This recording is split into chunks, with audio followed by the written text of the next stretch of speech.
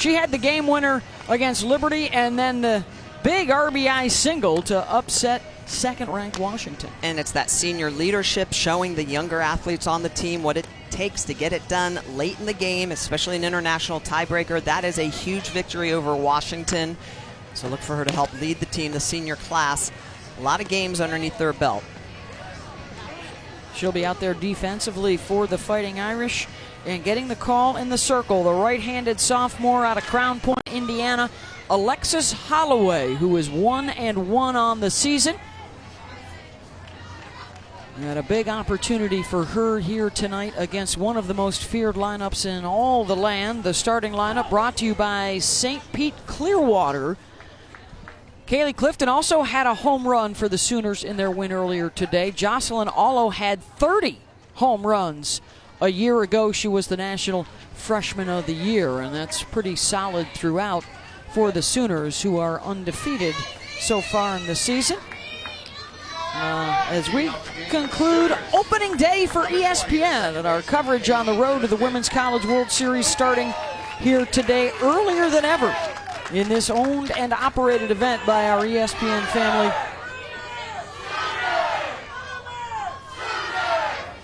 And we've got 3 more days of softball coming your way, wall-to-wall coverage on the ESPN networks. Starting bright and early tomorrow morning at 9:30 a.m. with the defending national champs, Florida State. And then Florida State, Oklahoma on ESPNU tomorrow at 1 o'clock. So when you look at the 16 teams that are here, there aren't many bad games. There's no bad games. Come on, it's softball in February on television. You gotta love it. Here's what Kaylee did against Grace Ballman. Off-speed pitch on the outside corner, and she just goes and gets it, drives it out of the park. This Oklahoma team, we've talked about how much talent they have, those seniors in the lineup. So much success throughout their career. Their leadership abilities helping pave the way for all the young athletes that are stepping in. Cece came to the plate 4 times earlier today, reached base on all of those, a couple of walks, the home run, and a triple. Doing just what you want your leadoff to do. Well, when you have a leadoff that gets on base but also hits for power, when you turn the lineup over, there's no rest. It's not like, oh, there's a slapper, so we're just going to, play appropriately. When your leadoff hitters are hitting the ball out of the park, you're going to be happy. There's head coach Patty Gasso, now in her 25th season, the Hall of Famer with 4 national championships, several other trips to the finals. And how about that on-base percentage? Perfect so far today for Clifton, 5 for 5. Now batting for Oklahoma, the right fielder, number 78, Jocelyn Allo. The book on Alexis Holloway making her 3rd start of the season. Holloway, she's crafty. She's not going to blow up past you. She's in the low 60s. She has great spin on the ball. She's really working for those ground balls and those pops up. So one of the things that's going to be really important for that Notre Dame defense behind her is to make sure they are positioned well.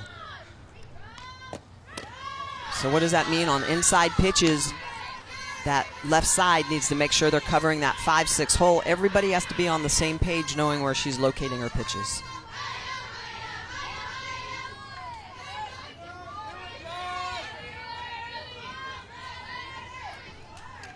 (1-0) to Jocelyn Allo for the Fighting Irish, picked to finish 2nd in the league behind Florida State this year. The Sooners, again, the favorites to win the Big 12 for an 8th straight season.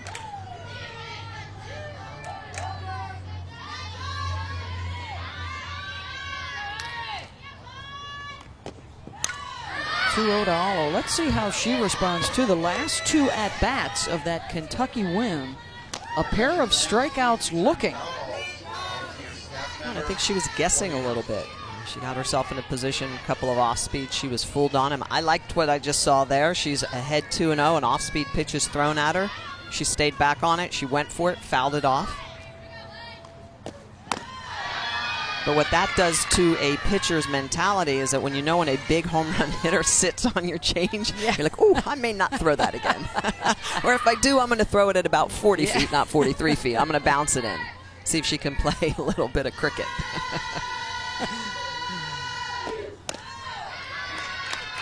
Alo draws the walk, so 2 on with nobody out. Now batting for the Sooners.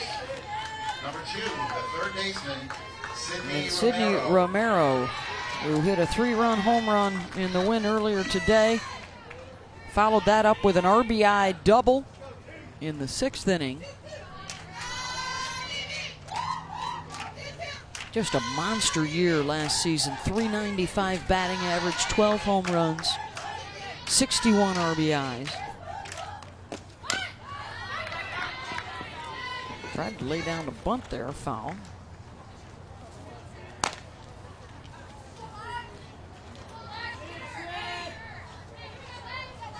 Grew up in the shadows of her sister Sierra, blossomed at Oklahoma, winning national championships as a freshman and a sophomore.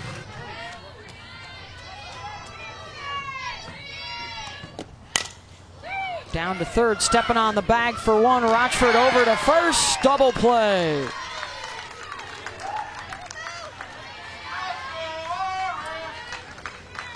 And that's textbook Holloway in the circle. That's exactly what she's looking for. Low in the zone.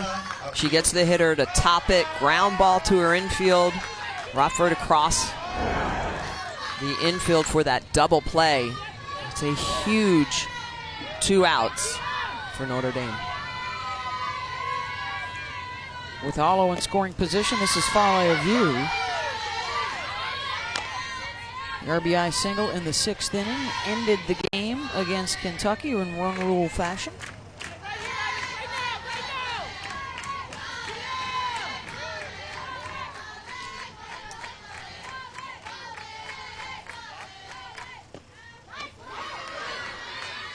That's in for a strike, 1-1.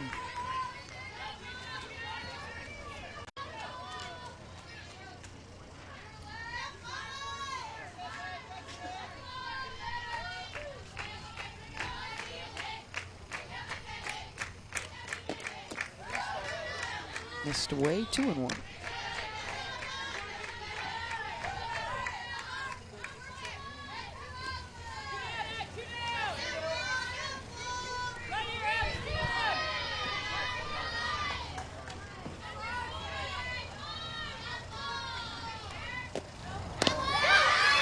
Good off speed, 2-2. It's a flip change, throwing that pitch in there. She'll throw an off-speed drop as well as that changeup. So throwing 3 different speeds.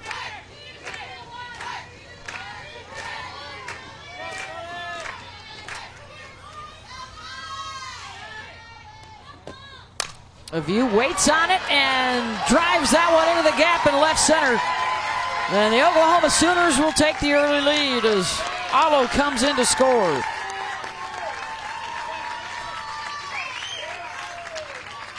So much discipline throughout this Oklahoma lineup, waiting on off-speed pitches. It's that same pitch. It's low and outside. She keeps her body on and through the ball, and that's the key. This pitch on the outside corner, it's diving away from her as it's slow, and she stays through it. She drives it the opposite way.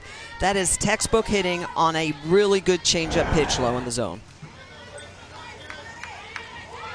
A View's good day continues. Her 3rd double of the season for Fale, and an RBI pickup there.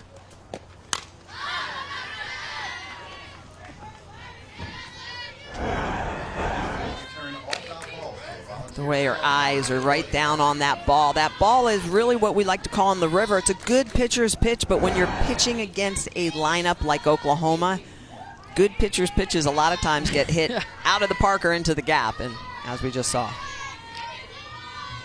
There's Grace Green, who moved up in the order after the Kentucky win. Had a double, went 1 for 3 this afternoon. 5 RBI already on the year in 6 games.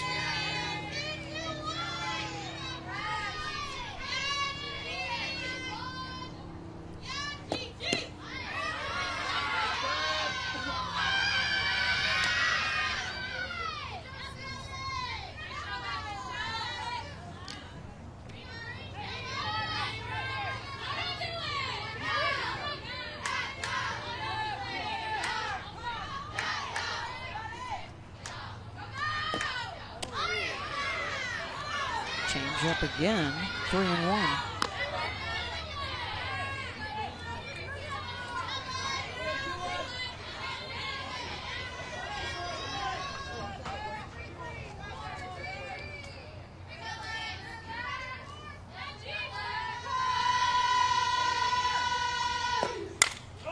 And grabbed at third by Rochford. Busy on the hot corner, makes the play, and a run across for Oklahoma. Notre Dame picking up the bats against G. Juarez. 1-0 lead for Oklahoma as they strike quickly. And we move to the bottom of the first time up for the Fighting Irish of Notre Dame. Looking for their second top 5 upset of the season.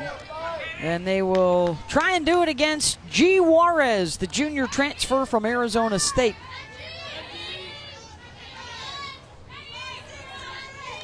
The starting lineup for the Fighting Irish brought to you by St. Pete Clearwater. Allie Wester, one of 3 sisters to suit up for the Irish, and Bonamy, who had the big weekend last weekend.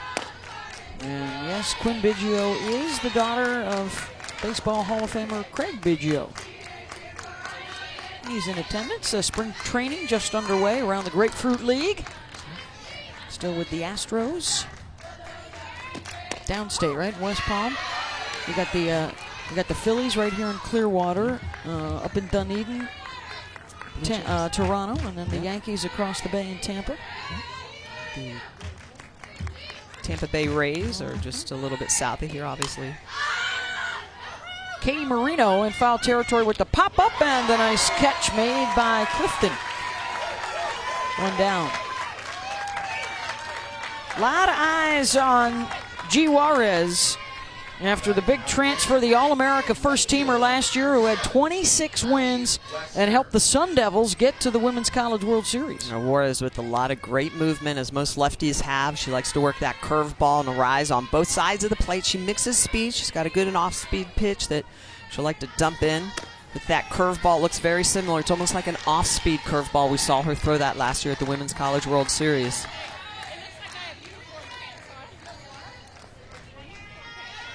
Sun Devils went 0-2 and ironically were knocked out of the tournament by Oklahoma. G decided she wanted to look elsewhere to continue her career, entered the transfer portal, and found a home with the Sooners.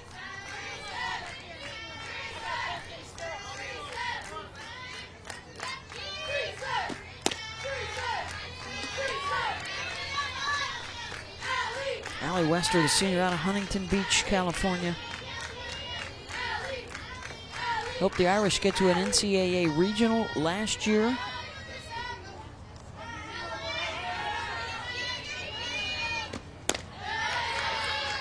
Still looking for that big breakthrough moment in the postseason to get into the Supers. They've got an experienced team this year.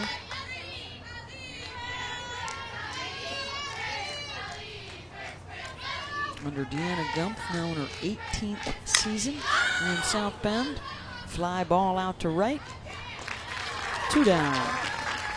Let's look at last season, Juarez. We talked about that curveball, her ability to spin the ball, the rotation. She's going to run it away from the lefties. A rise ball, she's going to throw that on the corner, in and out to the righties. But look at the movement. The ball's going to start lefties and almost run away from, so it'll come and throw at the front hip, and then it'll bend back into the corner. So she throws that curveball on both sides. She'll run it away from you. She'll throw it back door to you. Just lots of great movement. And kind of fits it right into what Patty Gasso has used to win national championships over her career.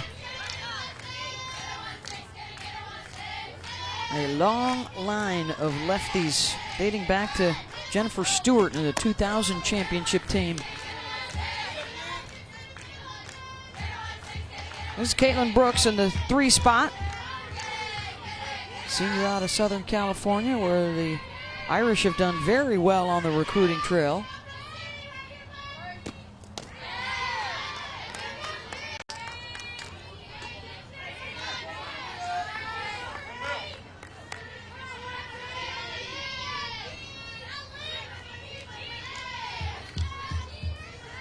Four years in the starting lineup for the Irish. Fouls that one back.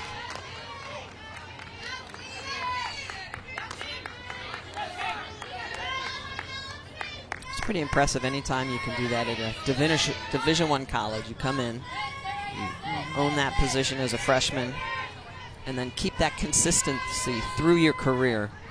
It's a lot of hard work and dedication. Juarez coming in on the hands again, fouled off.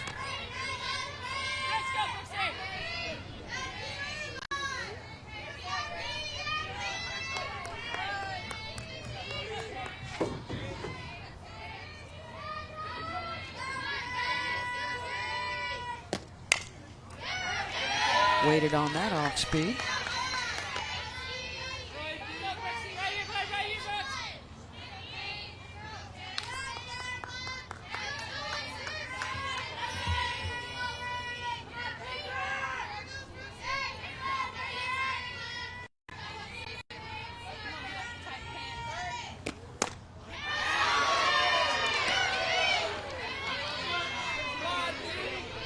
Full count.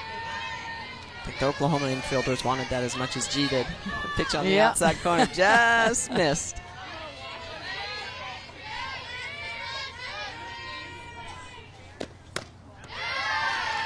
Draws the walk with 2 outs. Now batting for Notre Dame, playing third base. Now, Juarez is still trying to work through some stuff. I love the pitch location, those last 2 pitches on the outside corner, because Brooks was stepping in the hole. So when you see that from a hitter, you have to attack that corner and you can't miss it. Basically, the hitter's giving you that spot. You have to be able to take advantage of that. And I think when Juarez is sharp, she does. She's still working through some stuff. Coach Gasso told us, trying to get settled into the pitching rotation. Just joined the team and started practicing with him in January. And of course, working with the new pitching coach, Jen Rocha, now on Patty's staff. Blows that fire. 0-2. Rochford, another Southern Californian in the lineup. All SEC second teamer a year ago.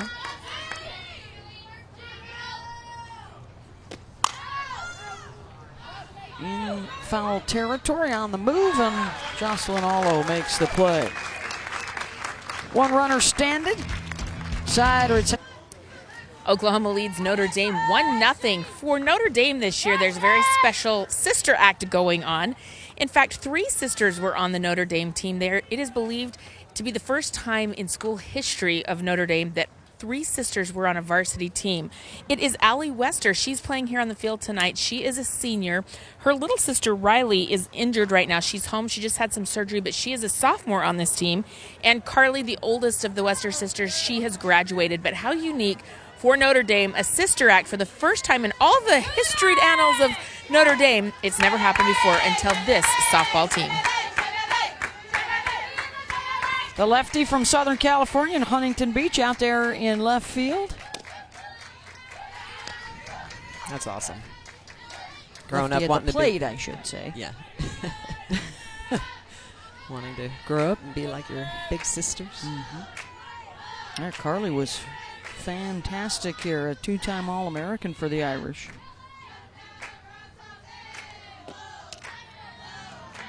Shea Knighton 6, 7, and 8 for the Sooners.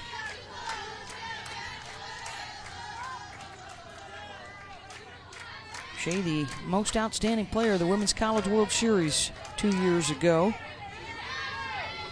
Went 0 for 2 earlier today, was hit by a pitch.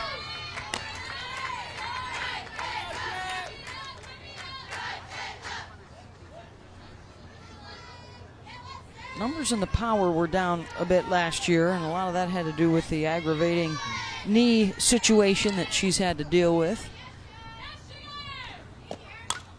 And yet she still managed to hit over 350.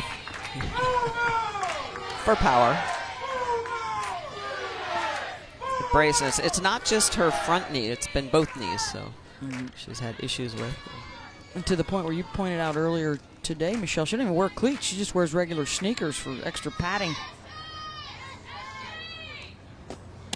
And that's tough, I tell you. There have been many times that I've hit just with sneakers on, and you can tell a profound difference because you use, you really dance with those feet. You really drive off that back leg into that front foot. And if there's any slippage or movement, it just takes your power away. And that's part of the reason some of her power numbers have dropped throughout her career. 3-2 pitch. Waits on and lines it out to center. And a base hit for Shea Knighton. Holly? Well, as you're talking about those knee injuries, the back knee, as she's in the batter's box right there, she has had that right knee surgically repaired before, but she's wearing a big heavy brace on the front knee, the left knee, underneath her pants. She doesn't want to really go in for full restorative surgery right now because she wants to go out with this senior class that has a chance to win their 3rd national championship. So she's literally gutting it out, but right as Michelle said, her power numbers have gone down. I thought that power looked okay. I mean, not judging Michelle, but that was a pretty good hit. It was a pretty good hit, Holly Rowe. And I love the way that she controlled her body and her balance on the off-speed pitch. And it takes leg strength to do that. A lot of times to hit a changeup, we talk about squeezing our legs together, our quads together to help keep your weight back. She does that. That's hard to do when you have bad knees. She can re-enter college softball. You can get replaced once and come back into the lineup. So her pinch runner here is Audrey LaValle. The other thing that's so great about a senior like Shea Knighton, you turn right around and you talk to Grace Green, the freshman behind you in the lineup, and give her some tips on the pitcher Alexis Holloway.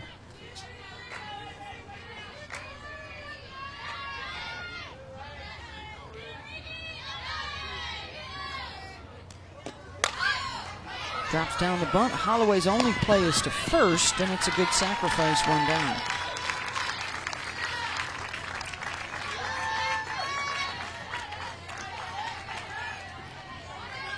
Now batting for Oklahoma, the catcher, number 22, Lindsay Elam. Lindsay Elam is their new catcher this year, the sophomore from Chickasha, Oklahoma.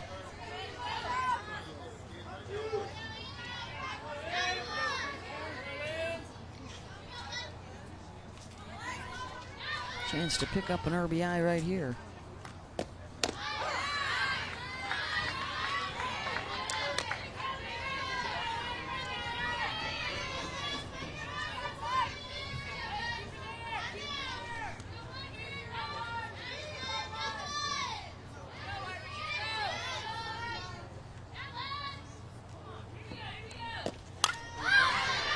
Fouls that one back out of play.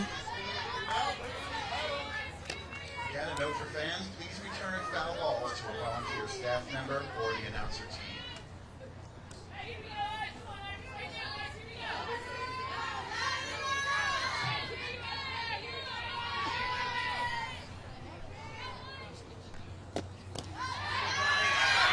Oh, 2 blocked in the dirt and sliding in safe at third is LaValle. Great reaction by LaValle, seeing that ball down on the ground, getting away from Grimm, the catcher. Immediately takes off, goes to the back side of the bag. So that ball down, immediately she sees it. Grimm, good job to pick it right back up. Throw a little bit inside the line, goes to the back of the bag, so it's a longer tag. Gets in there safely.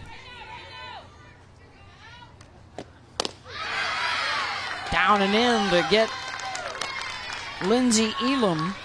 2 down. Now batting for the Sooners, number 3. Now we've got the 11 teams in the top 25 rankings that are here with us at the Invitational, and Tennessee making an appearance. Ralph and Karen Weekly. They're in action tomorrow, taking on the Fighting Irish at 10 a.m. on ESPNU. And then Florida State, Oklahoma, and Texas LSU. What a great day for softball on the U tomorrow. Tennessee with Aubrey Leach. And that pitching combo of Maddie Moss and Kaylin Arnold.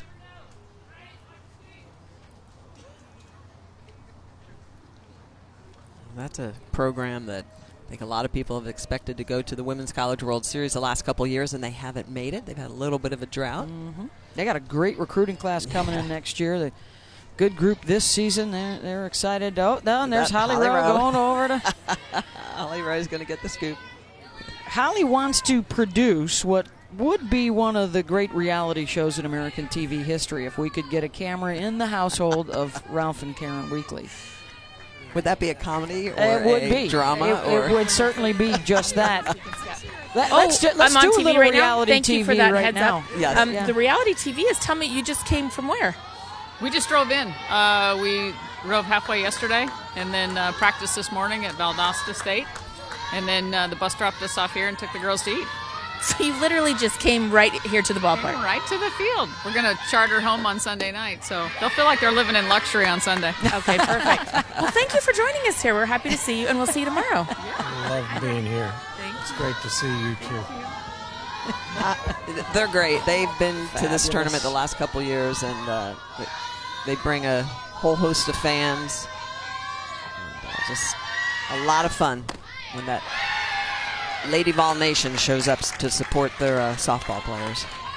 Lions draws the walk, so the bottom of the order making some noise here for Oklahoma, and they turn it over to the top.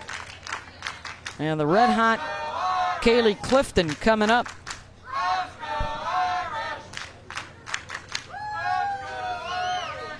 Of course, Tennessee and Oklahoma with some history.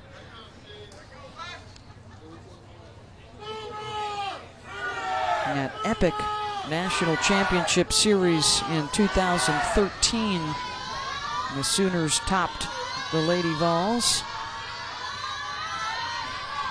Lauren Chamberlain with a big home run in extra innings in the Champ Series.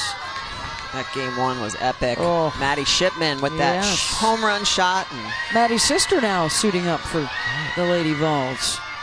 So here we go, runners on the corners with a couple of outs in the top of the order.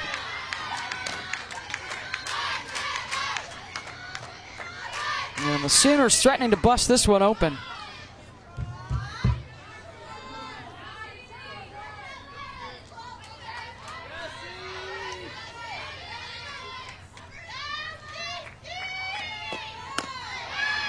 High to Clifton. She is 3 for 3 with a couple of walks on the day. She has reached all 5 plate appearances.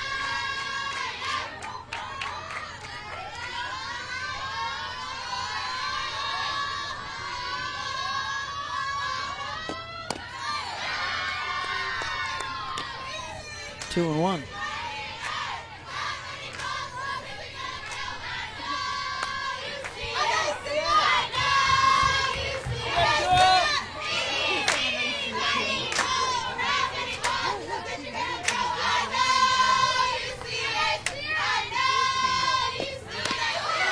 She check it? Nope. 2 and 2.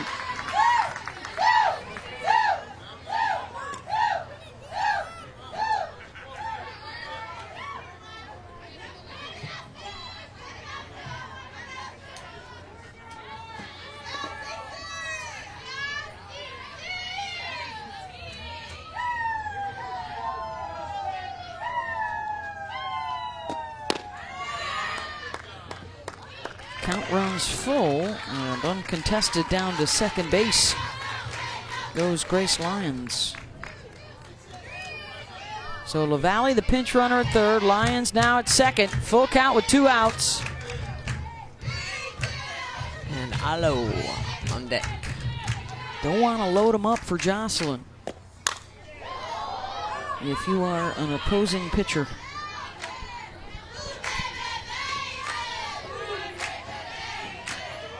Well, that's a conundrum when you're in the circle. You know, here's Clifton hitting 500. Alo's just at a 471 clip behind her. And Clifton, as you mentioned, she's got 3 home runs on the year. Alo looking for her first. Puncher out, strike 3. Big get for Holloway. Holloway working the pitch on the inside corner. Just Bates. Look at the emotion. She was born for the big moments. Bates. She is on a mission. Carlo absolutely smashes one. Listen to Carlo continues to swing a hot bat. Jordan is just having a monstrous year. Are you serious? Aaliyah Jordan. One of the best hitters in the country. Alo launches one. Alo, goodbye. Just some of the players to watch on the road to the Women's College World Series as we welcome you back to opening night of our ESPN coverage here at the St. Pete Clearwater Elite Invitational presented by Wilson. MK Bonamy to start things off for the Irish 5, 6, and 7, facing G. Juarez and trailing 1-0. Limiting the damage, though, in both the first and second innings as the Sooners were threatening. And the Irish wouldn't budge. Senior from Hoover, Alabama, who had the big hit in their win, the upset of Washington last weekend.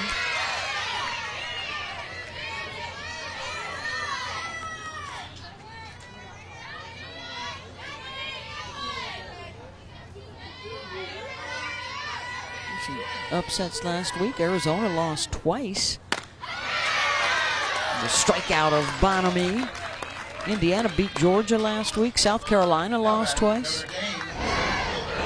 Another look at the K for G. G guys, all that spin going up in the zone. It's a little wiggle up, a little wiggle back into the zone, and the swing and miss.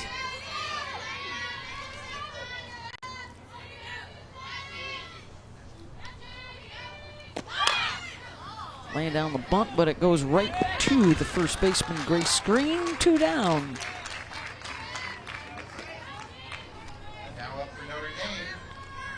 Deanna Gumpf has the Fighting Irish in the top 25. Coming in number 24 this week. Over 700 wins. That's tops in Notre Dame softball history. And we've been to the NCAA tournament each and every year.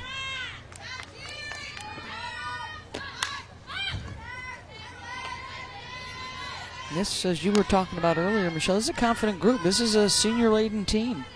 They've got some good young arms that they have to work into their pitching staff, the experience around them and behind them. Well, with that senior class helps with the maturity, the confidence for those younger arms to realize that, hey, if we get down by a run, you know, it's not Mount Everest. Just keep plugging, put some runs up on the board. Nowadays, most teams know they've got to swing the bat. They've got to put 3, 4, 5 runs up on the board to stay in games, no matter who's in the circle. And another punch out for Juarez. Couple of strikeouts in the inning. 2 complete. And Oklahoma with the 1-0 lead. And a couple of Ks for G.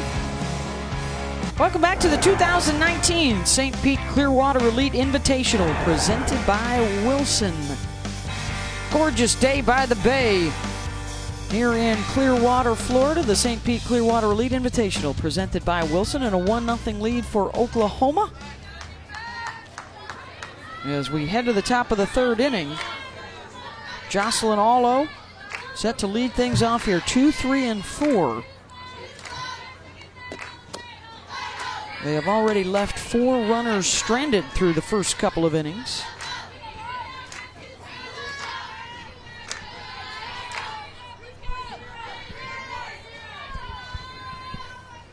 Allo scoring the only run on the RBI double from Fale Aviu.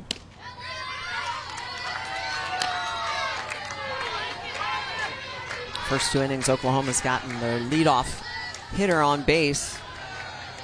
Moved her into scoring position. And even though they've got the double by Aviu to knock in Allo, they haven't had that one hit that just bashes in the runners, hence the 3 lobs. Hot shot to short, and Biggio stays down on it to make the play.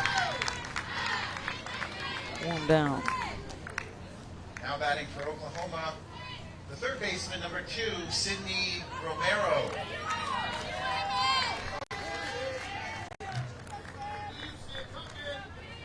Sydney Romero grounded into a double play back in the 1st.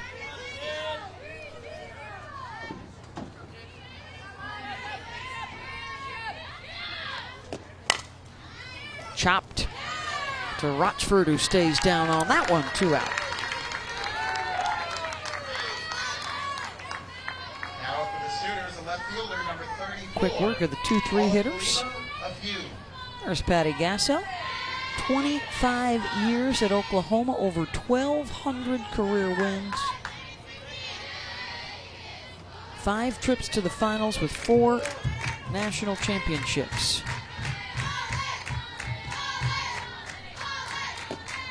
And as you look around the country, Michelle, there's probably 4 teams, you would just say, that right now, starting out the year, look awfully good. Oklahoma, UCLA, and then Florida and Florida State. Off to strong starts. Very strong starts, and you have to talk about Washington, Texas. I mean, this is going to be it's going to be a fun year. And you know, I feel like over the last 5 to 6 years, we've seen more of that parity, more teams that compete. When you get to Oklahoma City, there used to be days when you're like, okay, more than likely these 2 teams are going to be in the champ finals. Now it's tough to pick. I mean, last year I would not have picked Washington, Florida State, and there they were. Yeah. It was a good one. Yeah, it looks like the SEC at the top could be very strong again. Arizona looking sharp. Alabama got some good. Can Alabama and Michigan bounce back? Yep. I think those are 2 big questions. Big questions. Programs with so much history and expectations. Yep. And a View draws the 2-out walk. 7 different champs in the last 10 years, and 5 of those programs winning it for the first time. Coaching changes, big news at Oregon and Texas. 7 player transfers combined between those 2 schools as a result of the changes. And exciting news surrounding the growth of the game. New stadiums, renovated stadiums, bigger stadiums to watch the sport as the ratings of our ESPN coverage continue to climb. And the number of games, over 1,200 this year on the ESPN families networks. A lot to follow, too, on your interwebs. Got ESPNW here with a presence this week, covering the sport throughout the season on the road to Oklahoma City.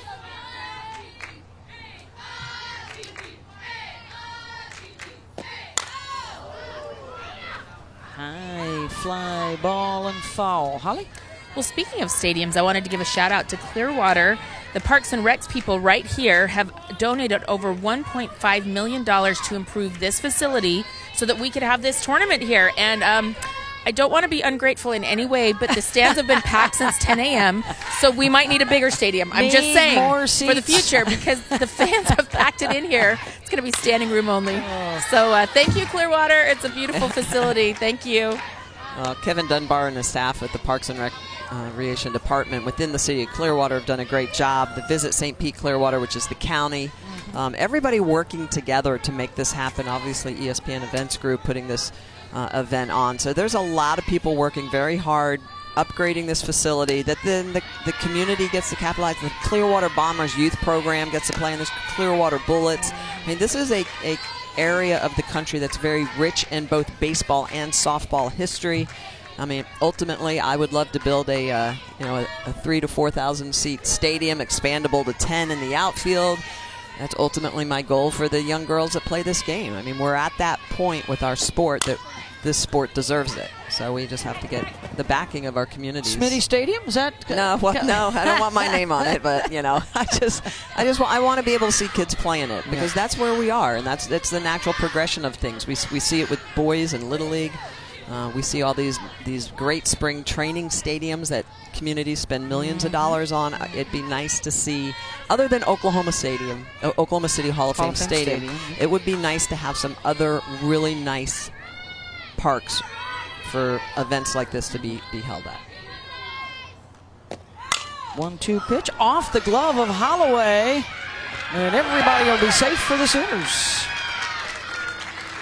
Trying to rally on 2.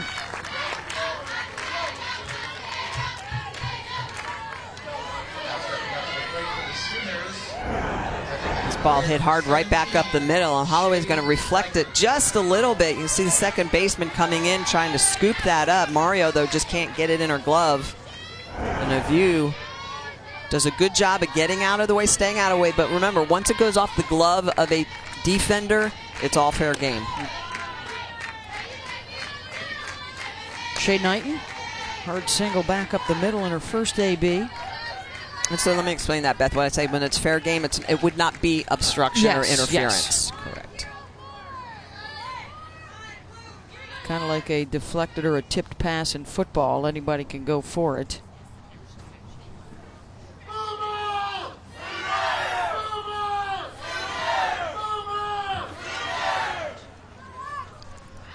It looks like Patty Gasso coming up and re-entering Shea Knighton.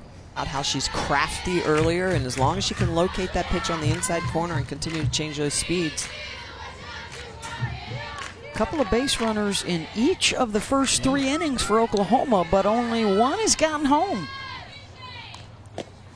Knighton reached for that one high out of the zone and dropped out in shallow left field, and a run will score.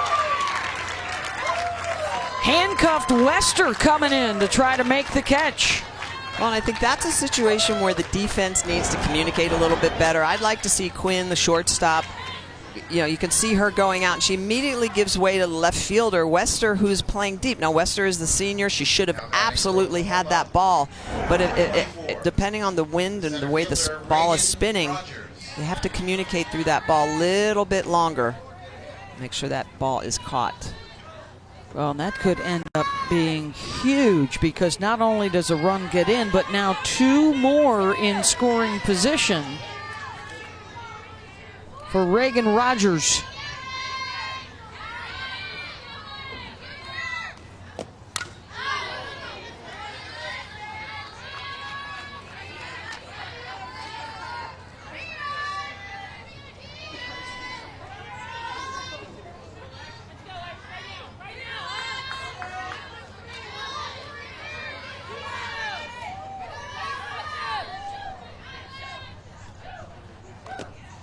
Rogers stays away from the change.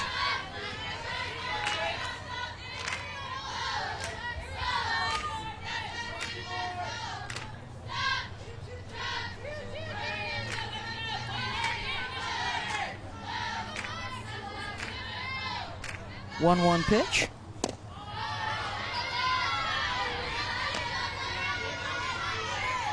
Two and 1. Holloway.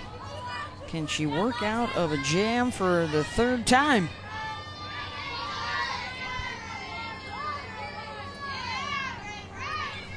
Not a lot of speed, by the way, at second base with Knighton out there.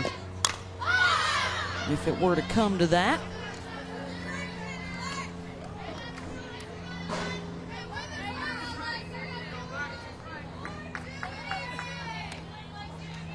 As Holly Rowe was reporting, you can see that brace under the pant leg on the left side.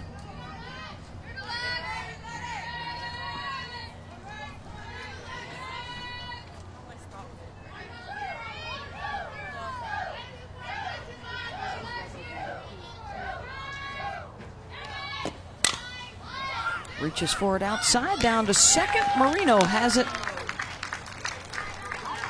Side retired. One more run in for Oklahoma, and again.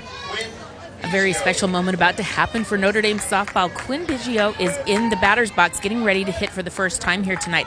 And her brother, Kevin Biggio, is a prospect for Toronto. He's actually here in the Clearwater area playing for Toronto in spring training. This is the first time he's ever seen his sister play for Notre Dame. Hallie's taking pictures of it so in the batter's box. First time he's ever seen her in uniform. It's so cute that he took time to come over from spring training in major leagues to watch his little sis. And his dad was behind him checking out, making sure the picture was good, was a good one. Great stuff. I love the ball, the bat and ball family. So we talk about Wester and her sisters, and just so many families that play the sports and take after mom and dad. And that's what's great. We have a generation now of young ladies that are following also in their parents, their moms' footsteps as Division I ball players. The freshman from Houston, Texas. Went 1 for 5 last weekend in her debut with the Irish. Out there starting at shortstop tonight. And a strikeout victim of G. Juarez as she faces the All-American in the circle. Now batting for the One down. Irish, the pitcher, number 24, Alexis Holloway.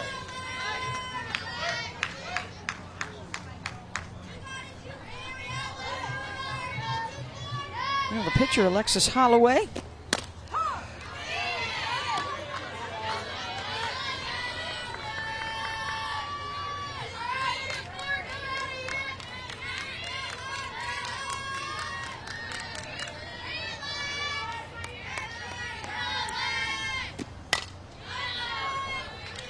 Highly recruited coming out of high school, the Indiana Player of the Year, won one of the National Player of the Year awards, and was pretty good in her debut. Was on the All-ACC freshman team last year.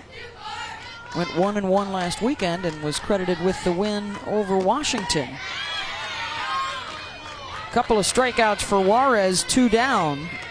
Juarez starting to find her groove with that rise ball up in the zone. Not afraid to bring it underneath the hands of the righties. You can see the rotation, the spin. Look at the way she's going to get underneath this pitch. And this one on the outside corner, but not afraid. We talked about how she's not afraid to use both sides of the plate with that pitch. So she'll come underneath your hands. It's a perfect example. First pitch, come right at your hands and not afraid to dance it around, pop it back on the outside corner, get you to swing through it as well.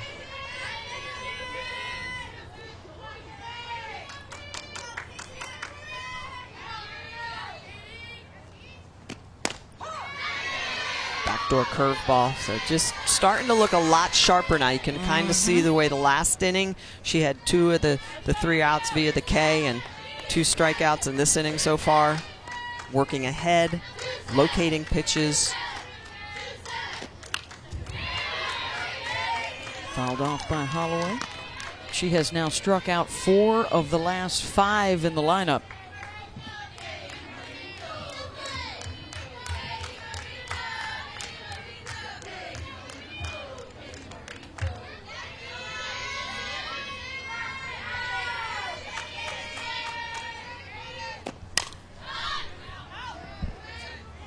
Fouls that back and out of play.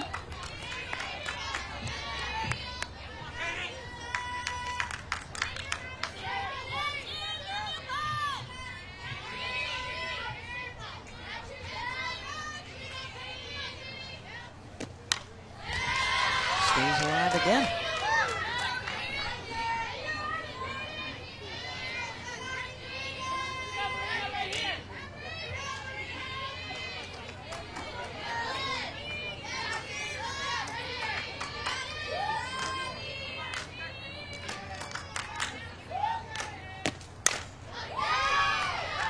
Play.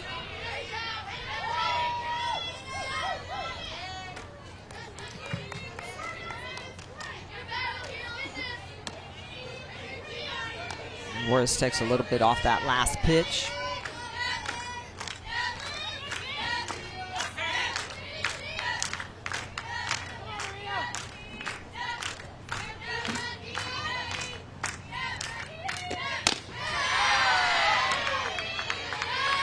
Missed that up and in. 2-2.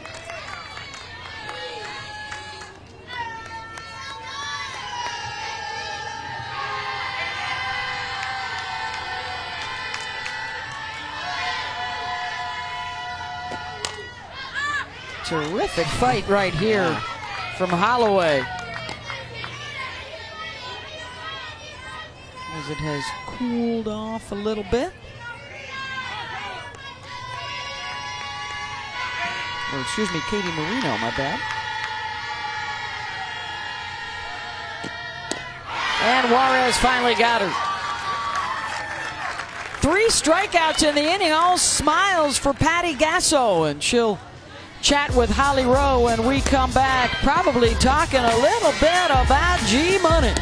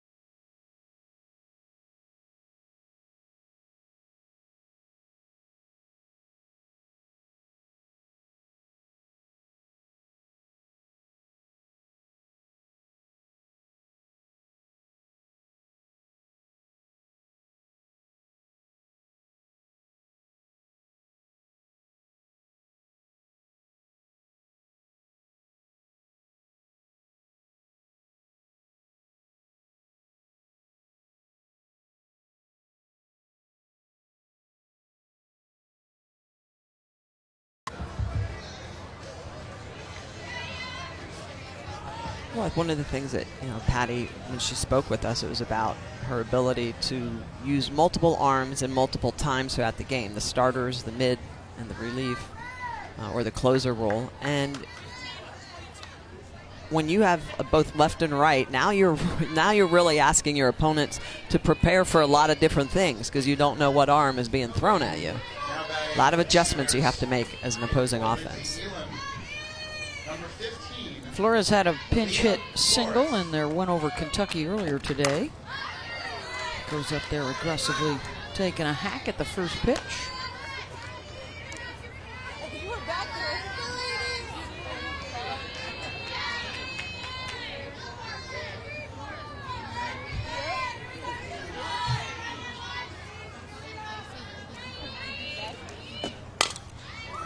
Down to third, Rochford does a nice job, scoops. Fires the first one down. Exactly what Patty Gasso said. We have to make adjustments. Yes. We can't keep playing pickle with the third baseman. And so that's, as an offense, that's probably one of the hardest things to do on a multiple game day. And we saw this a lot in international play. You'd be facing someone who's throwing the ball 70 miles an hour at you, and then the next game you could be facing someone that throws 58 and is nothing but spin and junk and off speeds. And the ability to make those adjustments from game to game or inning to inning is really important.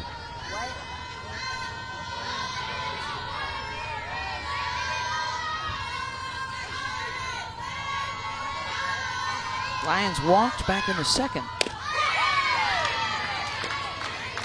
1-1.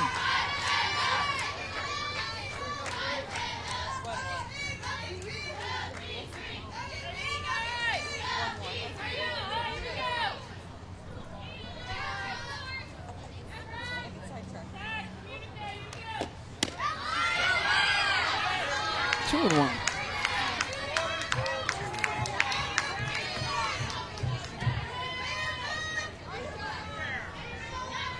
.75 pitches now for Alexis.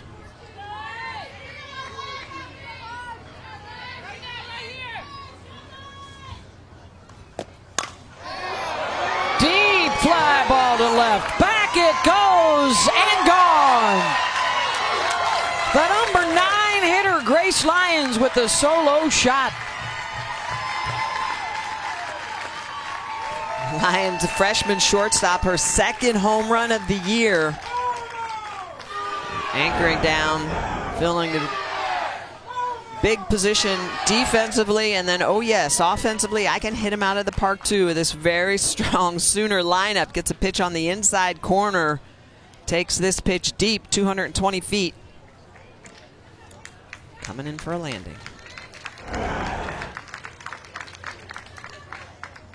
And a pitching change as a result for the Irish. We'll take the break and be right back. 3-0 OU.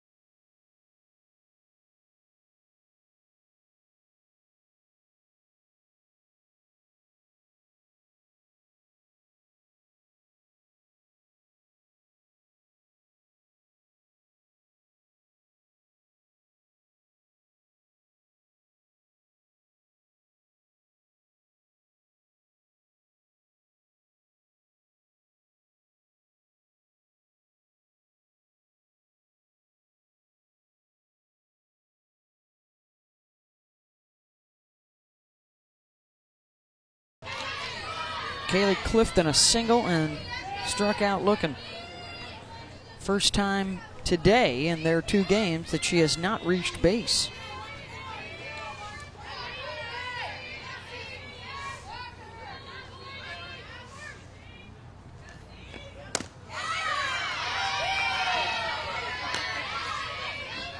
Just missed on the river? Or is that the Intercoastal here playing in Florida? Remind me to save that one for TV, too. There you go. That's a good one.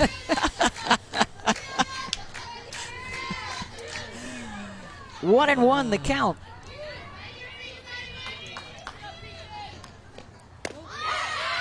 How about that from the youngster? From the inside to the outside for the strike. Taking a little bit off it. 54 miles an hour at that off speed.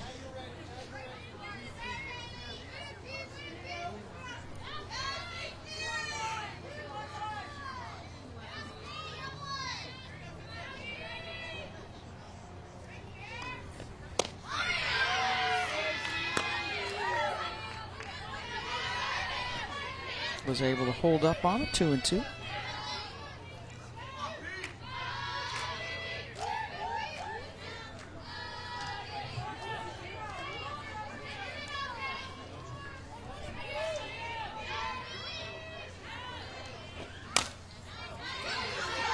Drop right down in front of the plate. The throw down to first in time from Shelby Grimm. It's a nice job by Shelby Grimm to pop out from behind the plate. Great execution to pick the ball up barehanded, rifle it down to first. Right fielder, number 78, Jocelyn Alo. Sometimes this is a tough ball to get to for the freshman. She pops out, picks it up bare hands, immediately guns it down. Clifton runs well from that right side. Great effort. So with 2 outs, it's Jocelyn Alo, a walk and a ground out for the first team All-American last year. Healthy hack at that one from the rookie.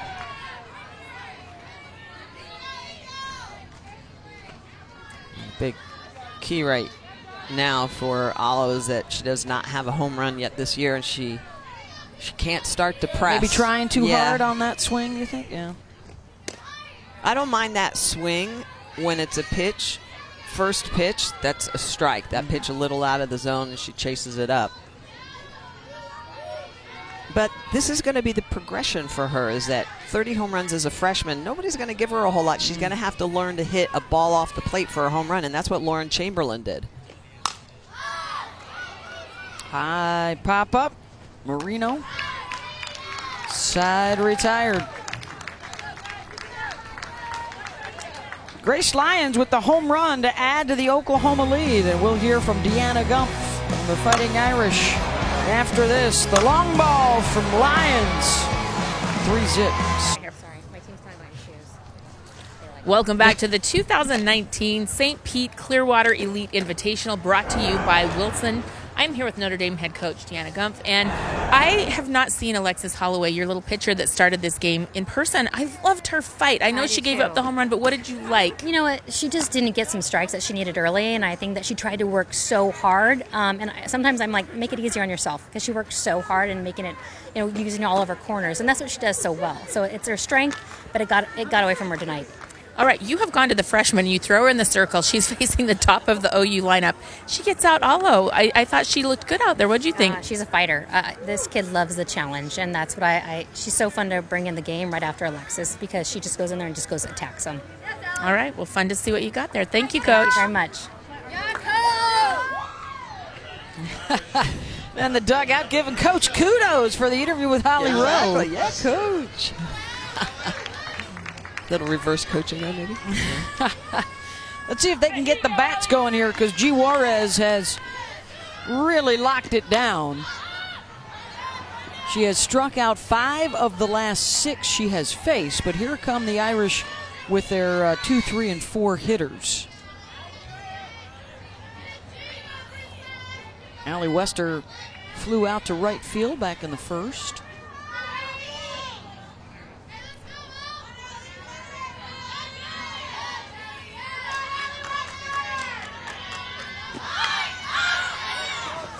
Not foul on the bunt attempt.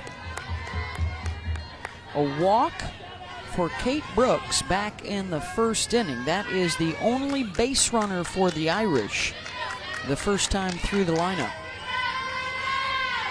And she's really picked it up. As you mentioned, she struck out 5 of the last 6. Just her ability in the second and third inning to turn it on. Her rise ball looks like it's exploding up through the zone.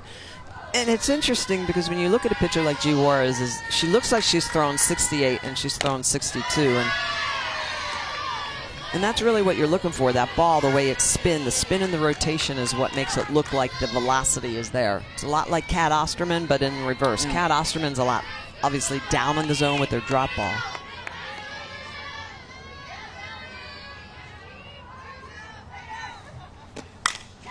And there's the first hit of the night for the Irish, right back up the middle from Wester. Now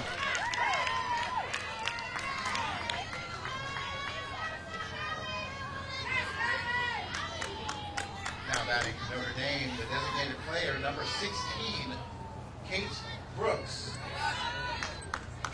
Kate Brooks ready to step in, and she'll get her second look at G. Juarez. This was her in the on-deck circle just a minute ago. Little air guitar. Who amongst us hasn't done that in the on-deck circle with our bats? Guilty. I'm guilty. Guilty. Yeah. Exactly.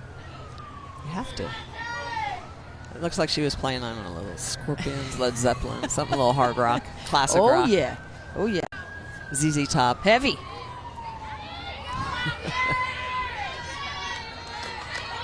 Well, let's see if the Irish can make a little noise.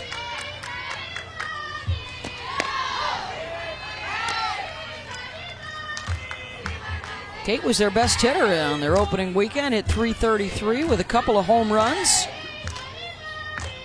Drove in 4.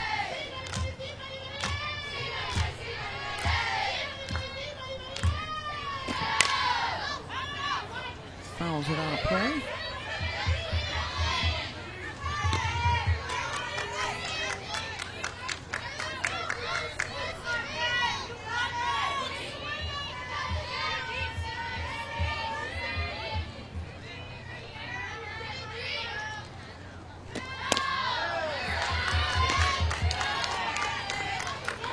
Irish have a quick turnaround, by the way. They'll be back tomorrow morning to play Tennessee at 10 a.m. Eastern on ESPNU. So the nationwide audience tomorrow for the Lady Vols and the Irish.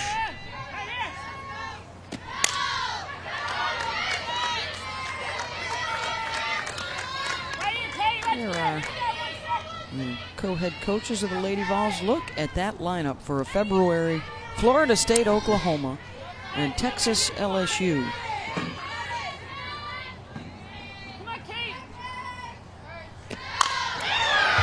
Deep to center, back to the track, and the Irish have made this a one-run game. A 2-run shot for Kate Brooks,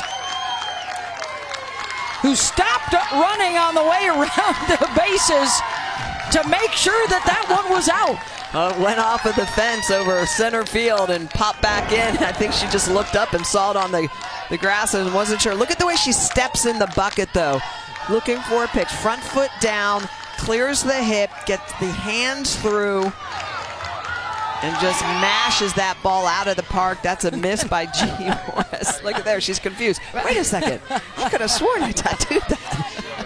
There was no doubt about it. No. Boom, off of the screen. Third of the season for Brooks, and we got ourselves a ball game. Off the glove of Juarez, and that's trouble.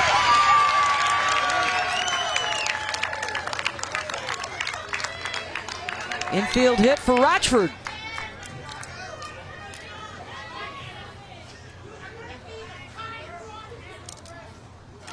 Tying run on base, the go-ahead coming to the plate for Notre Dame. Well, and this is what Coach talked about, you know, just being able to swing the bats. And Juarez throwing some good pitches, laying off of the ones that are out of the zone and barreling up the ones that come through it. Anna Grace Wagner will come on to pinch run. Number 17, Anna Grace Wagner. And it's M.K. Bonamy. And Now batting number 28, first baseman. Juarez struck her out in the second.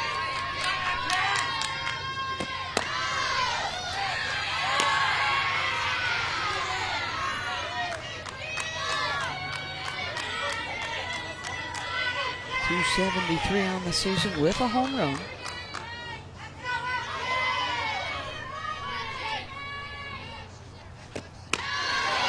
Chased it. 1-1.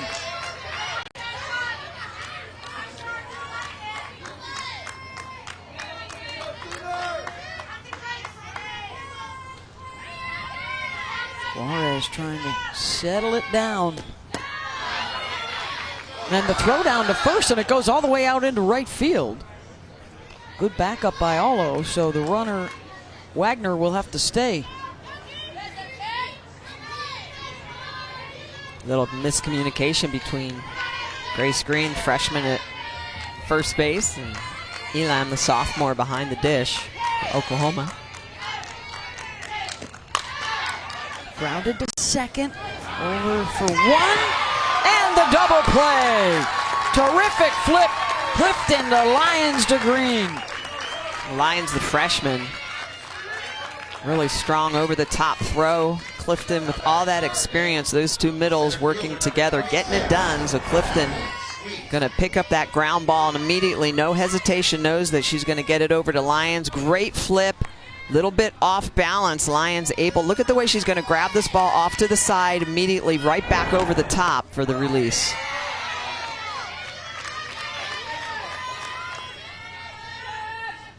Abby Sweet now the batter.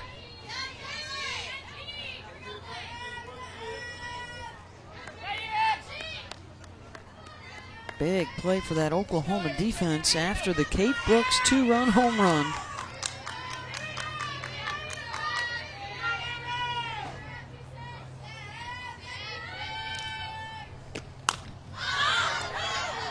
Popped up, Romero with room. Side retired.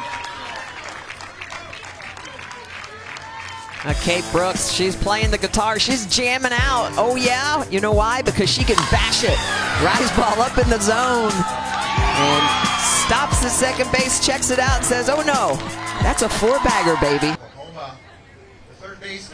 3-2, Oklahoma with the lead over Notre Dame as the Irish tighten things up. A two-run home run for Kate Brooks. And no breathing room now for the Sooners. 3, 4, 5 coming up. Romero, Aviu, and Green.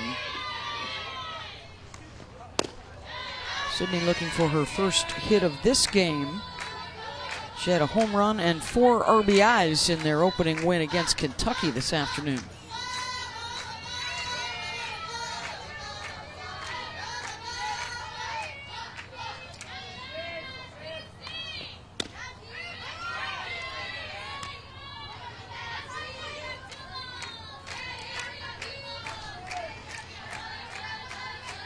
Facing Peyton Tidd, who came on in relief in the last inning.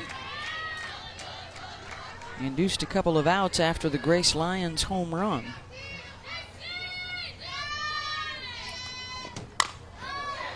Romero got under it. And out in left field is Allie Wester one down.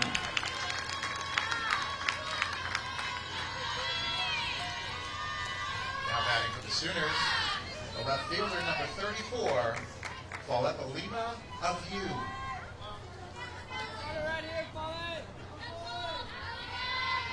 Fale Aviu, the RBI double in the first, walked and scored in the third.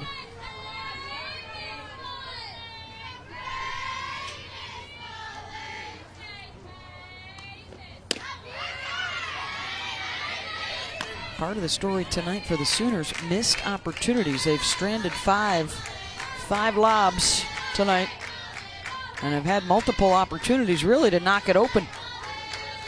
Well, it's that big hit. You got to have them when the folks are on base. The home runs are awesome, the solo shots, but it's hard to win high-scoring games with solo home runs. Well, you just have to hit a lot of them. Yeah, I'm good at math. Not very. Not very.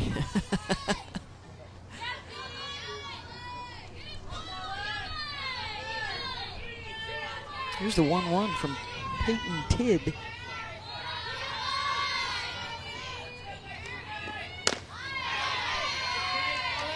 Two and 1.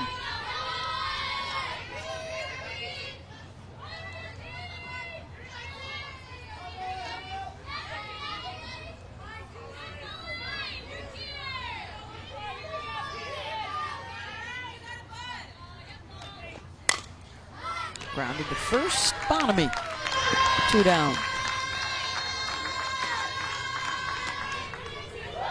Now batting for Oklahoma, the first baseman, number 21, Grace Green. And Peyton Tidd has retired the first 4 that she's faced. Here comes Grace Green. A line out and a single tonight.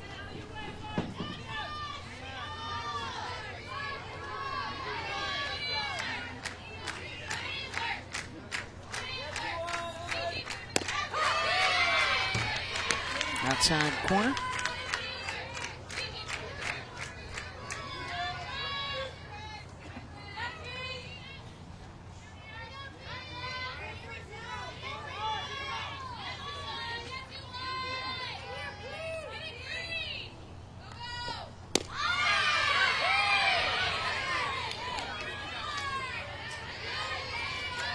One and 1.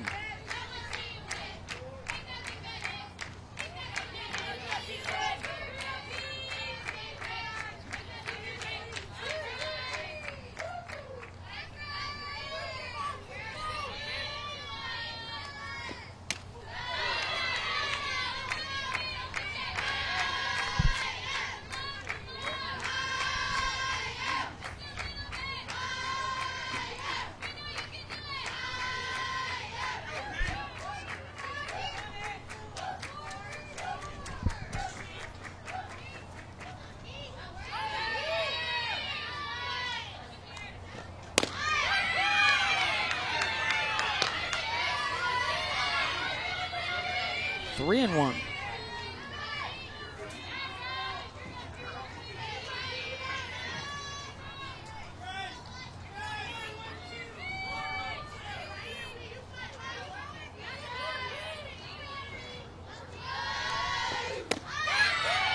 And the walk with 2 outs to Grace Green. Now back to the Sooners, designated player, number 17, Shay Knighton. That'll bring Shay Knighton to the plate with a base runner. Senior against freshman right here. Well, Tidd so far, the way she's been pitching in this game, I know last weekend got roughed up a little bit. Gave up quite a few earned runs, but so far tonight against Oklahoma, she's really controlled the zone. She's been close. Her pitches have been competitive. Even that last pitch that was a ball 4 to Green. In a good spot, she's working ahead. And that's the stuff you want to see as a coach when you put your young freshmen out against a team like Oklahoma. Those are the little victories pitch by pitch that you're hoping that they can accomplish in an outing like this.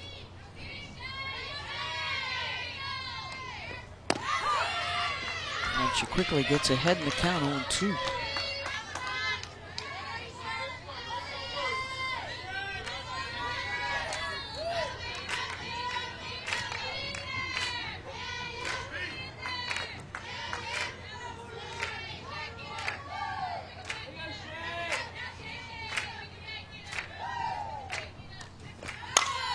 Knighton drills it foul.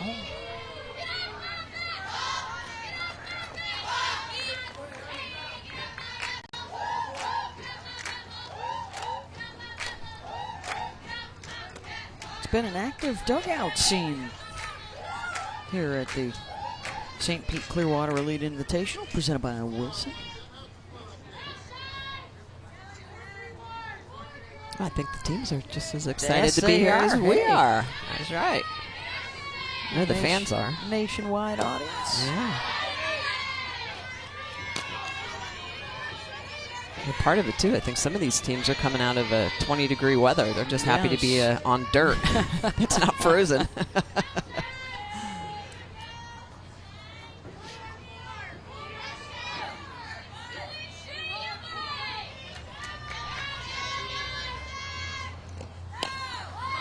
Off the end of the bat.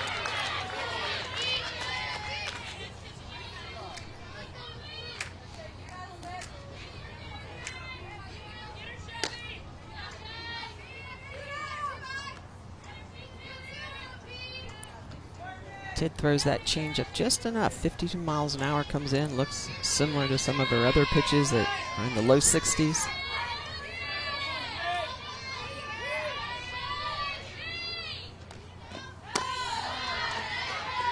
Two and two.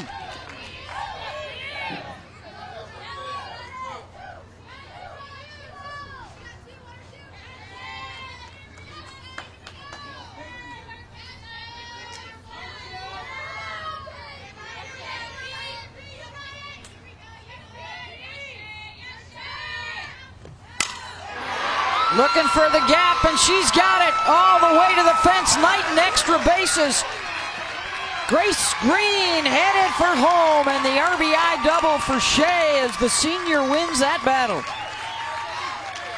And that's how quickly things can get away from you. As a freshman, you learn that scoring at this D1 level can happen that quick. A 3-2 count to Grace Green. She doesn't get the call. She issues the walk, and then Knighton, the setup pitch was an off speed, and then Knighton stays on a pitch that's on the outside corner, looking for it, keeping her eyes and her hands back to drive that ball the opposite way. So Shea Knighton getting it done, even with the knee issues she's been battling. That double, first of the season, takes that off-speed pitch the opposite way. And that is launched deep to left. Two-run home run, Reagan Rogers.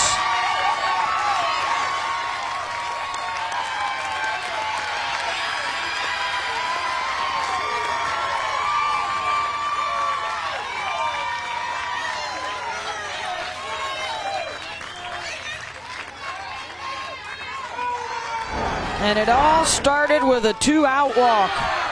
Rise ball up in the zone, and how do you hit it out? Reagan Rogers is just going to hit it and bash it from high to higher. She doesn't try to get on plane with this. She gets under it and ball angles this out. Look at the way that ball is just launched out of the park, and so that angle off the bat, not trying to get on top of it and hit it down, trying to drive it out of the park. She does just that. The senior, Patty Gasso, said she was challenging for that center field starting position. Deep in the hole, Quinn Biggio makes the play. Peyton Tid was cruising, 2 outs in the inning, and then the walk to Grace Green, the RBI double for Knighton, and the 2-run shot for Rogers. Rogers getting it done, the rise ball, taking it from high to high.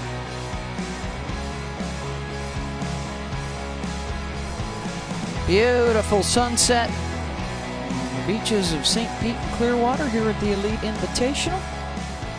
And the response from Oklahoma with a 3-run 5th inning to counter Notre Dame's 2 runs. And we head to the bottom of the 5th inning. 7, 8, and 9 coming up in the order.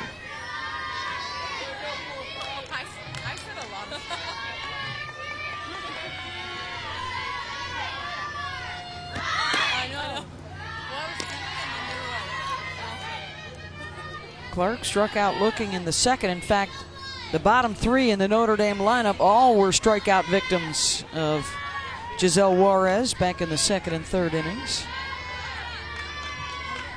They finally got to her in the 4th on the Kate Brooks 2-run home run.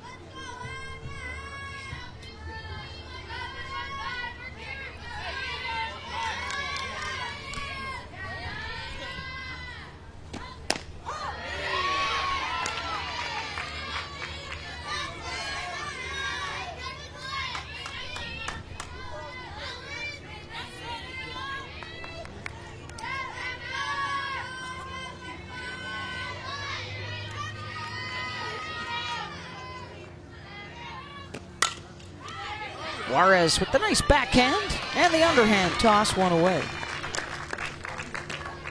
Now batting for Notre Dame, shortstop, number 4, Quinn Biggio. Quinn Biggio, a strikeout victim in the second. Dad and brother looking on. See how she fares the second time against Juarez.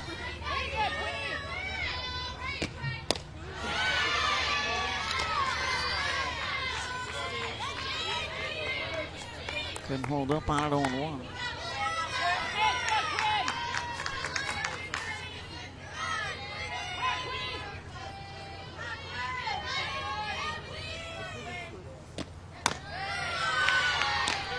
Change up this time.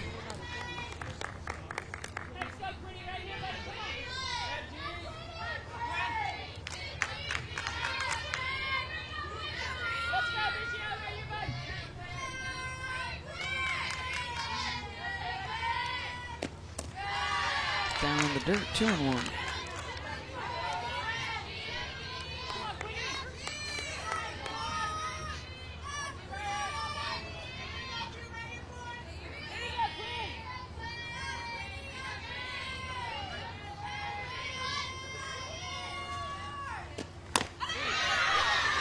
Two and two. Nice rise. As we get late into these games early in the season, it'll be interesting to see how the legs a lot of these pitchers are. Are they still able to get underneath their rise balls? Are they still able to control the zone late in the game? I think we're asking that question. I know a lot of coaches are waiting to see as well. Got her, 2 down. Now batting for Notre Dame, number 14, the pitcher, Tid. Juarez will go up in the zone, and then she'll also throw that pitch a little bit lower, so it's got great spin. Look at the way she's going to get underneath. This is more of a lower rise. It's got a little bit of lift, a little bit of curve on it. Likes to throw that pitch on the outside corner or the arm corner to righties. 6th strikeout for G. Juarez.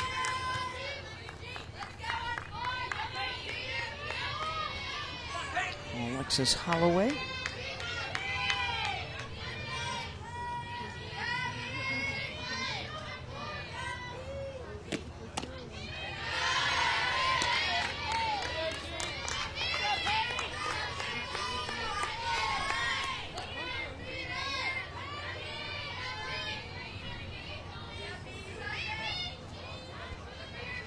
First at bat here for Tid, coming on to replace Holloway. In the foul territory. Please return all foul balls to a volunteer staff member or the announcers.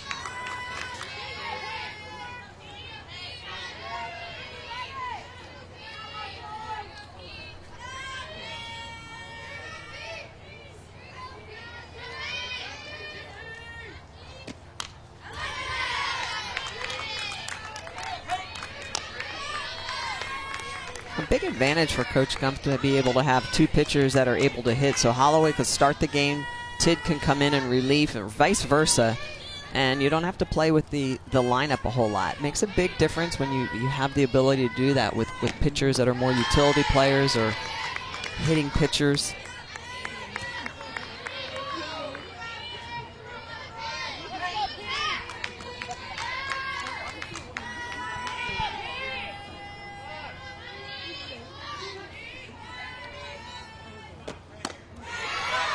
Strikeout number 7 for G. Juarez. 3 up and 3 down. 5 complete. And a 6-2 Oklahoma with the lead over Notre Dame. Bottom of the order coming through. Reagan Rogers, a 2-run home run. Grace Lyons, a solo home run. And in the circle, G. Juarez with 7 strikeouts tonight as the Sooners try to go 2-0 on the day. Well, the Sooners are looking good. I like G. Juarez, the way that she's really developed through the middle part of the game. Her ball is exploding a lot more. But the offense for Oklahoma, doing it like they've done in the past and previous years, the long ball. Chicks dig the long ball.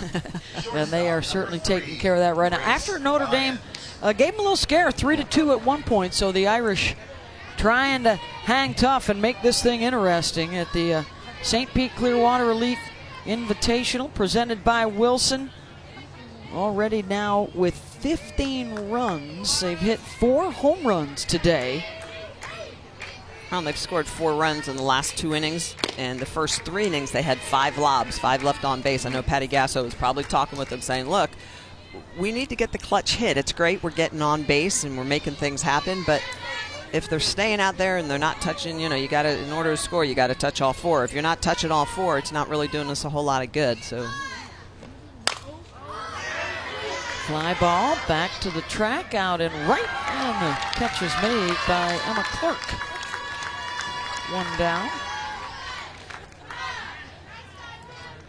Now batting for Oklahoma, the second baseman, number 20, Kaylee Clifton. Back to the top of the order.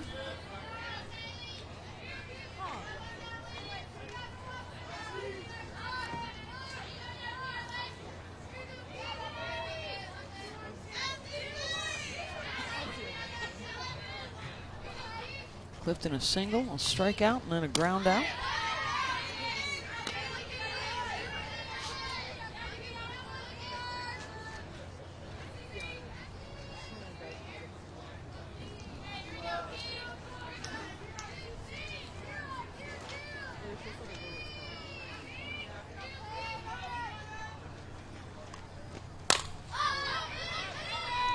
Another fly ball induced. Couple of catches for Clark, 2 out. One of the things the Sooners typically do so well on an outside pitch is their righties will typically stay on top of that ball and drive it hard. They've been getting under it just a little bit, front shoulder flying, and that's inducing that pop-up.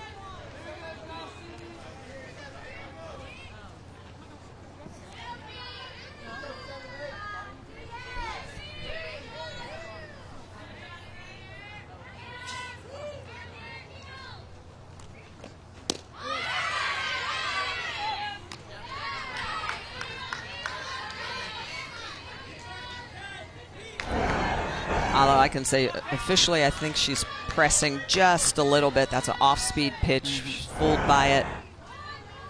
And she's going to see a lot of balls. So the position she's going to be in all year long is to be patient. Like discipline, right? Discipline and patience. It's happened to all the Absolutely. great power hitters over the years, from the Lauren Chamberlains to the Stacey Newmans and Crystal Bustoses. Yeah. Discipline, patience, and then the ability to hit a ball off the plate. The ability to hit a ball out of the zone, whether or not it's low or high, in or out. And so her last at-bat, we saw that. She popped up to second base, and that's a ball that was up in the zone, and she didn't get under it and hit it out of the park. Her angle coming into that ball was not severe enough, and that's what induces the pop-up. So that as a hitter, as a power hitter, knowing what you can hit, what you can launch, and what you can't is going to be huge for her.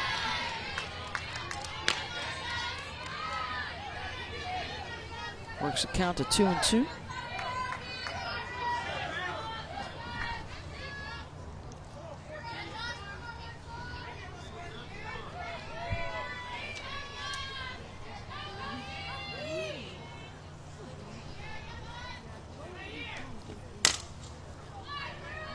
Chop foul.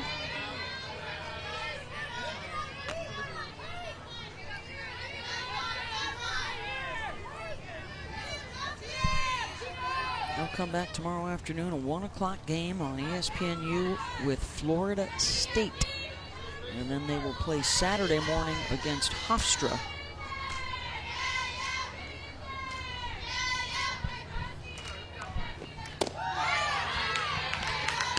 Full count.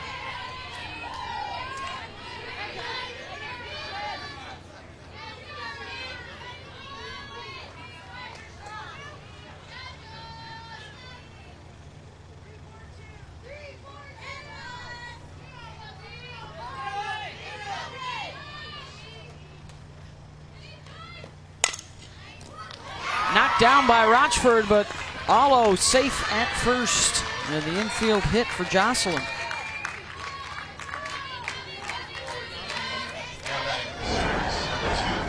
Rushford playing deep behind the bag. This ball off speed. She's in front of it just a little bit, but because of her power, she's able to get it past. Number 11, Nicole Mendez. Mendez will come on to pinch run. Allo can re-enter.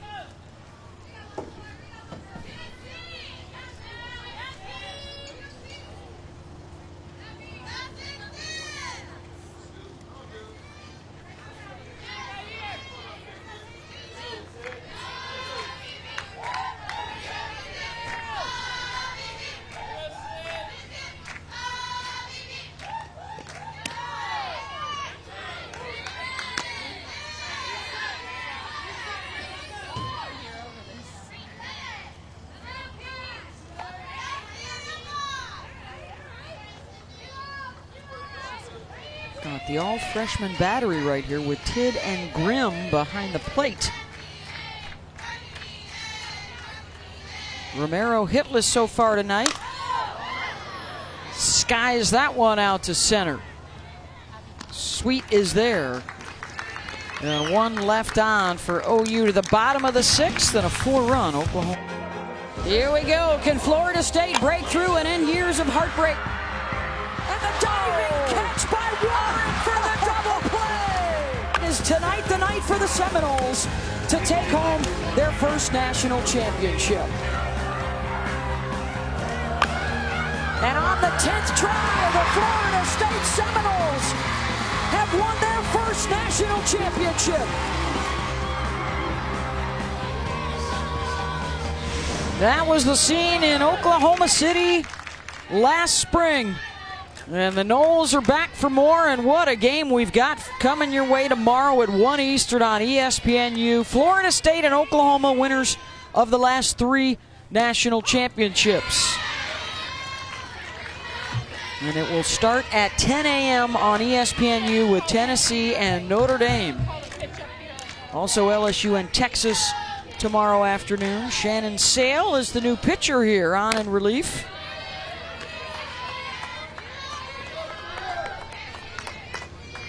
So close the book on G. Juarez with her 7 strikeouts and 5 innings of work.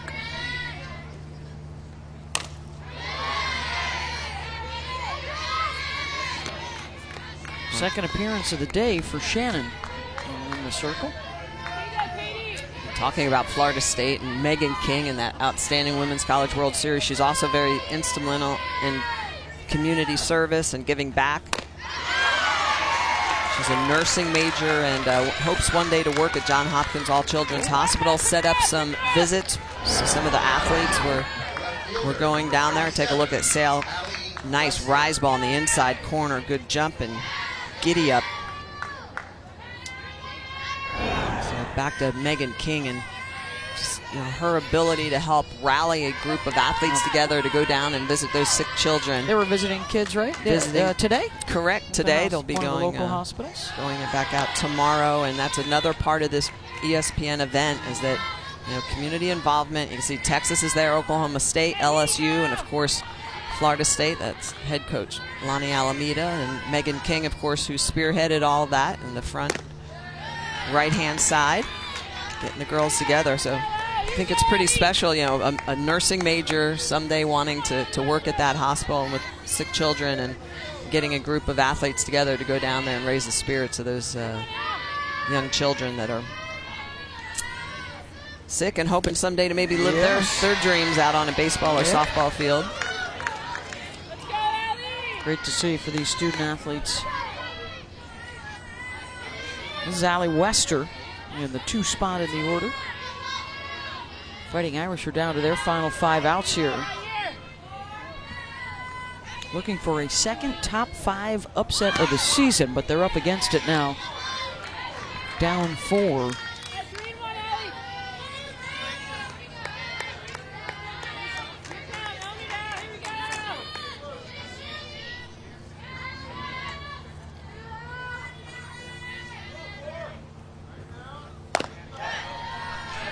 Wester draws the walk.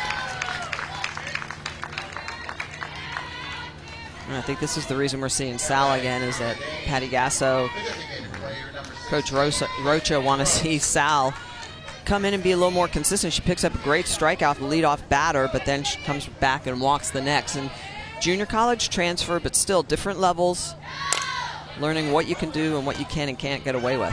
Was there a tag applied on the way to second? Yes, there was. Double play, Clifton. And the defense behind Shannon Sale.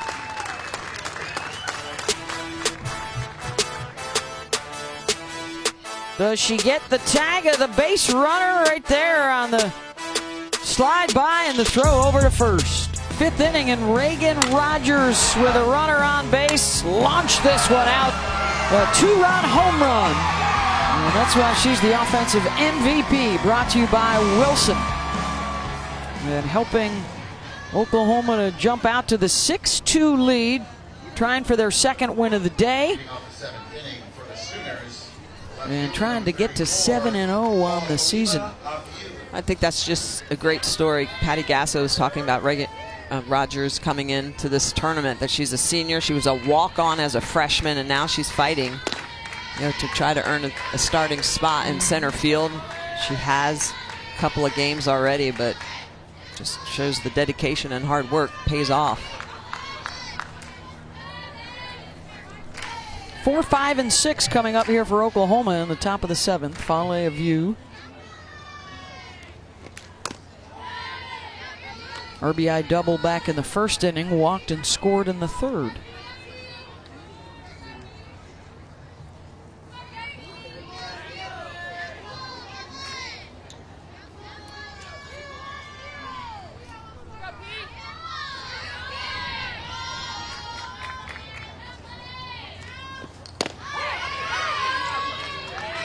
In for a strike.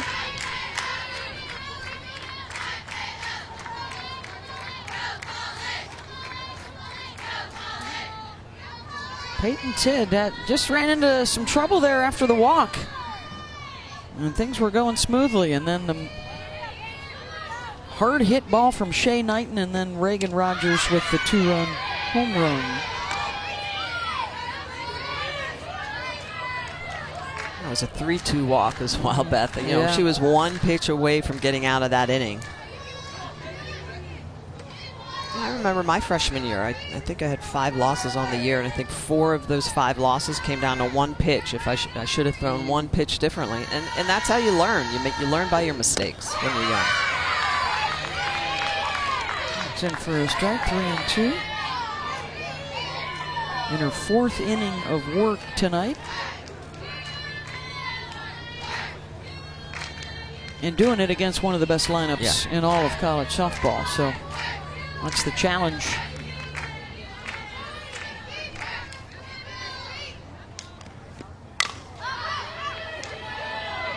Fouled off by Fale.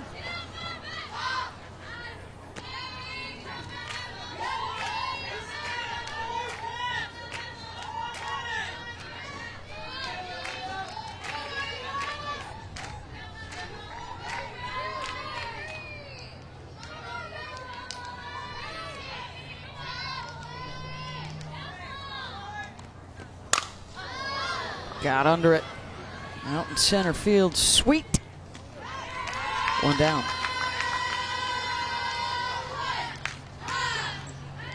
Now batting shooters at first baseman, number 21, Grace Green.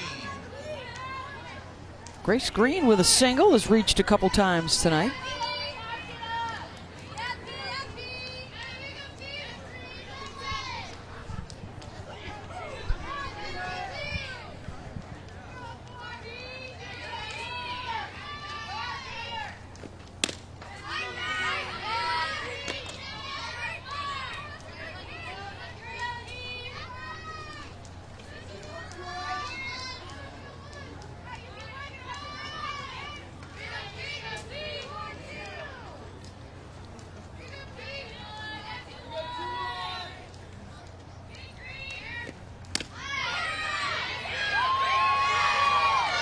Grimm tried to frame that one.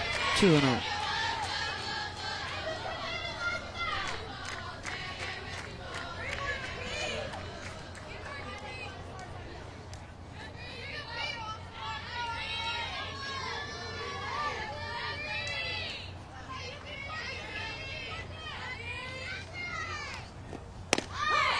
That's a strike across the corner, 2-1. Nice drop on the outside corner. She's locating her pitches. Yeah, I think I can see her being successful. She continues on that road of really locating the pitches, mixing the corners up, mixing her speeds.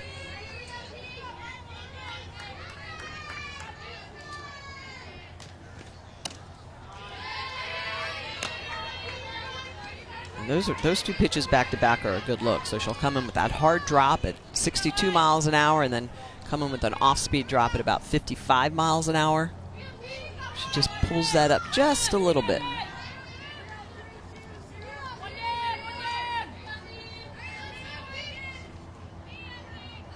Three-one to review. Slow roller to Marino. 2 down, and Oklahoma will send up a pinch hitter here. It looks like Kylie Lundberg will bat for Shea Knighton. Now batting for Shea Knighton, number 27, Kylie Lundberg. Senior out of Lakewood, California.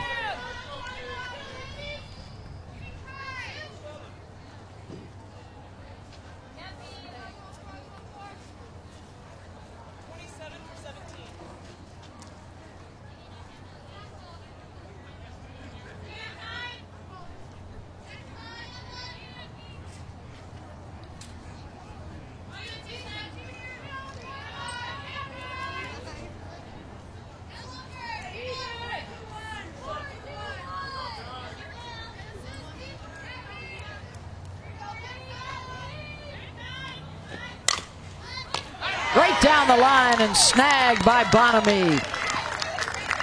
3 up and 3 down. Last chance coming up for They call her G, but they ought to call her K. Oh! She gets them forward and backward. That rise ball just hopping through the zone. She moves the ball very well, but she loves to sit on that outside corner to righties, inside to lefties. Great rotation and spin, and that's why she has those 7 strikeouts in those 5 innings. Just that one blemish, the home run given up for 2 earned runs. And Juarez looking good. I like the way she got stronger as the game went on. And only 75 pitches, so both G and Mariah Lopez plenty well rested. Yep. The decision for Patty Gasso. Who do you throw tomorrow against Florida State at 1 o'clock Eastern on ESPNU?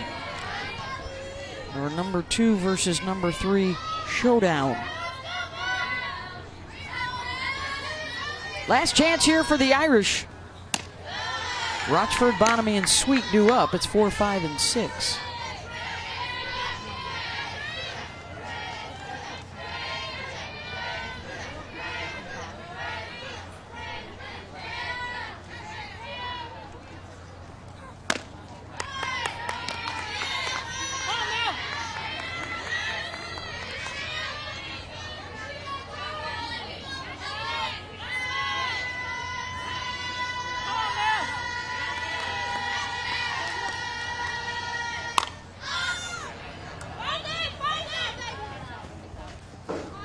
Get out of play.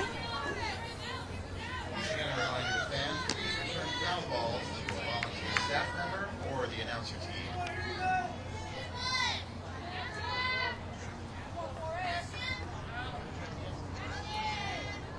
team. 2-2, Shannon Sale on here in relief in her 2nd inning.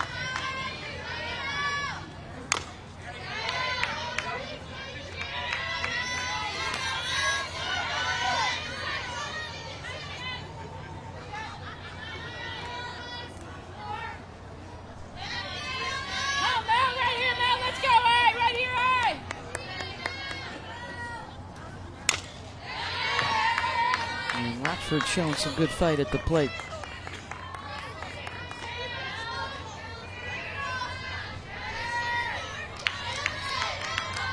Jamie, can you please be on the top step? You gotta keep an eye on her. Got her to chase. 1 down, 2nd strikeout for Sale. The Irish, the first baseman, number 28, MK. There's a look at the lineup tomorrow, and it is fantastic. Day 2 on ESPNU. Notre Dame, Tennessee, Florida State OU, Texas LSU starts at 10 Eastern. Gonna be fun. It's been a great opening day for Yeah. ESPN here on our road to the Women's College World Series, and day 2 shaping up to be even better.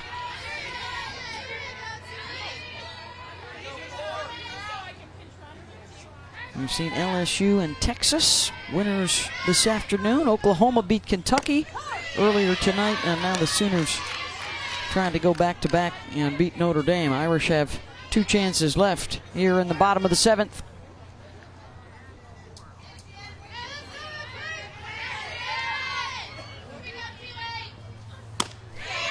Way out of the zone, Barnaby chased.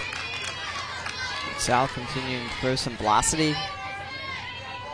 Expand the zone.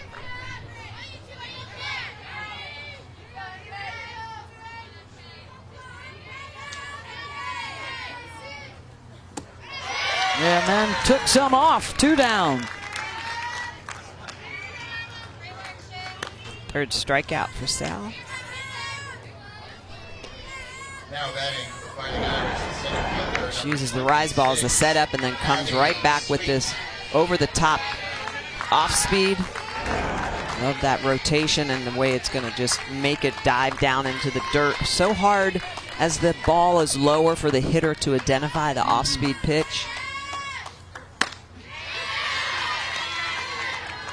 Abby Sweet is 0 for 2 tonight.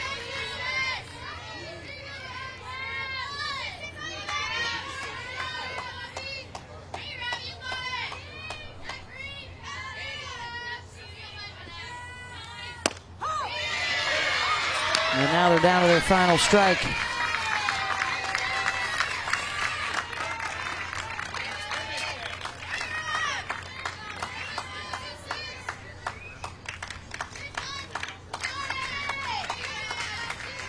Oh-2 from Shannon Sale. In foul territory. And out of play.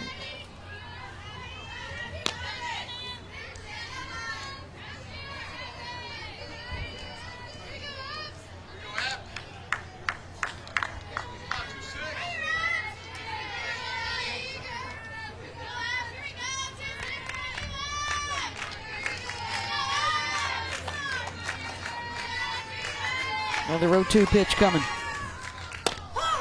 Called strike 3. Sales strikes out the side to end it. And the Oklahoma Sooners go to 7-0 on the season as they beat Notre Dame 6-2 the final. Powered by Reagan Rogers, 2-run home run, a Grace Lyons solo shot, and a good start for G. Juarez. Action gets underway tomorrow at 10 a.m. on ESPNU. Notre Dame and Tennessee, followed by Oklahoma and Florida State.